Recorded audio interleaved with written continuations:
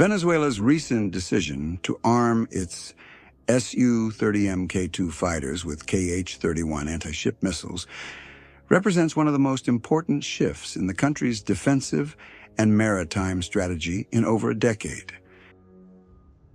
It signals a move toward a more assertive posture in the Caribbean and reflects Caracas's attempt to strengthen deterrence against regional rivals and external powers. Although Venezuela's Air Force has faced logistical difficulties, declining readiness, and sanctions-related constraints, the integration of the Kh-31 gives the country a capability it has never possessed before: the ability to threaten naval vessels at standoff ranges from the air. The Su-30 Mk2 has long been the backbone of Venezuela's combat aviation. Originally acquired from Russia in the mid-2000s, the fleet consisted of 24 aircraft, of which around 21 remain. However, due to maintenance issues and shortages of spare parts, only an estimated 11 to 15 are considered fully operational. Despite these limitations, the Su-30 Mk2 remains one of the most capable fighter aircraft in South America. It carries a large payload, has substantial range, and offers both air-to-air and air-to-surface capabilities. Even though its avionics and onboard radar are less advanced than the latest Russian variants, it is the only platform in the Venezuelan arsenal that can effectively deliver high-performance anti-ship missiles. The Kh-31 represents a major upgrade to Venezuela's maritime strike capabilities. This missile, available in several variants, is designed to attack surface ships at ranges exceeding 100 kilometers, depending on altitude and launch profile. Its high speed, sea-skimming trajectory, and active radar seeker make it a credible threat to patrol vessels, frigates, and support ships operating in the Caribbean. The missile's combination of speed and maneuverability complicates interception and forces adversaries to operate at greater distances or invest in improved shipborne defenses. For Venezuela, this means that the Su-30 Mk2 is no longer just a defensive fighter, but a platform capable of shaping maritime behavior and imposing costs on foreign navies. The timing of this development is crucial. Venezuela faces increasing pressure near its coastline and its maritime boundaries, particularly due to the ongoing territorial dispute over the Essequibo region with Guyana.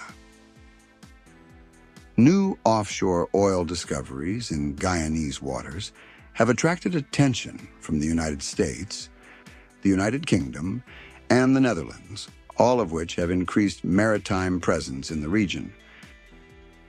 As tensions escalate, Caracas has sought tools that can alter the strategic calculus of foreign powers operating near its claimed waters. The Su-30 Mk2, armed with the Kh-31, enables Venezuela to threaten naval assets without deploying its own limited surface fleet. There is also a broader regional dynamic at play. The United States has increased surveillance and naval operations in the Caribbean, partly in response to Venezuelan political developments and partly to ensure maritime security around key shipping routes. The presence of United States carrier groups, intelligence aircraft, and patrol vessels near Venezuelan waters raises concerns in Caracas. From Venezuela's perspective, the ability to hold at risk high-value assets, such as destroyers or support ships, even if only theoretically, creates a stronger deterrent posture. While the Kh-31 would not prevent a major power from acting, it raises the operational risk and may affect the proximity at which foreign vessels choose to operate. In practical military planning, The Su-30 equipped with the KH-31 opens several strategic scenarios. One involves rapid response sorties from Venezuela's major air bases toward contested waters around Essequibo. From high altitude, an Su-30 Mk2 could launch KH-31 missiles at ships perceived as violating Venezuelan maritime claims. Another scenario involves coordinated operations where the Su-30 Mk2 attacks from standoff range, while ground-based air defense systems such as Pantsir or Buk provide protective cover against responding aircraft. A third scenario highlights the symbolic value of flights with visible anti-ship loadouts.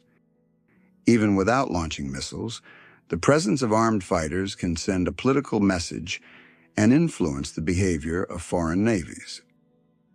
However, Venezuela's new maritime strike capability also faces significant limitations. The country currently lacks a robust maritime surveillance network, which means it may struggle to reliably detect and track naval targets at long distances. Without aerial early warning aircraft or advanced maritime patrol assets, Venezuela relies heavily on coastal radar and irregular surveillance patterns. This weakens the effectiveness of standoff anti-ship weapons, which require accurate targeting data. Additionally, the KH-31 is an advanced missile with demanding maintenance requirements. Sustaining a credible inventory under economic constraints and sanctions will be challenging. The operational readiness of the Su-30 Mk2 fleet is another factor. Even with KH-31 integration, Venezuela must ensure pilot training, spare parts availability, and maintenance cycles are consistent enough to support real maritime strike missions. The aircraft's radar and avionics, while adequate for regional conditions, are less capable against sophisticated electronic warfare systems used by advanced militaries. In any confrontation with a major power such as the United States, the Su-30 Mk2 would face overwhelming technological and numerical disadvantage. Therefore, Venezuela's use of the Su-30 Mk2 with KH-31 is better understood as a tool for deterrence and regional signaling, rather than a platform intended for sustained, high-intensity conflict. Regionally, the integration of KH-31 affects several actors. Brazil, although possessing superior air capabilities with the Gripen E, must consider the possibility that Venezuelan aircraft could threaten its naval or patrol assets near shared maritime boundaries. Guyana, lacking substantial air or naval strength, will feel pressure to accelerate its defense partnerships and procure surveillance and early warning capabilities. The United States will maintain overwhelming superiority, but may adjust the positioning and movement of naval vessels, particularly those without advanced missile defense systems, when operating close to Venezuelan waters. Despite its limitations, the combination of Su-30 Mk2 and KH-31 is a meaningful evolution for Venezuela's defensive posture. It reflects a broader strategic plan that blends asymmetric tactics with selective modernization. Venezuela seeks not to dominate the Caribbean, but to make external intervention costly and uncertain. The shift aligns with Caracas's larger trend of building a mixed strategy: conventional assets for deterrence, irregular and guerrilla-inspired doctrine for resilience, and emerging partnerships with Russia, Iran, and China for military technology. Ultimately, this development does not transform Venezuela into a naval power, but it closes a strategic gap that existed for years. The country now possesses an air-launched maritime strike capability that can alter calculations for states operating near its maritime claims. The future trajectory of this capability will depend on whether Venezuela acquires improved sensors, additional missiles, more reliable maintenance support, and potentially complementary systems such as coastal anti-ship batteries or long-range unmanned aerial platforms.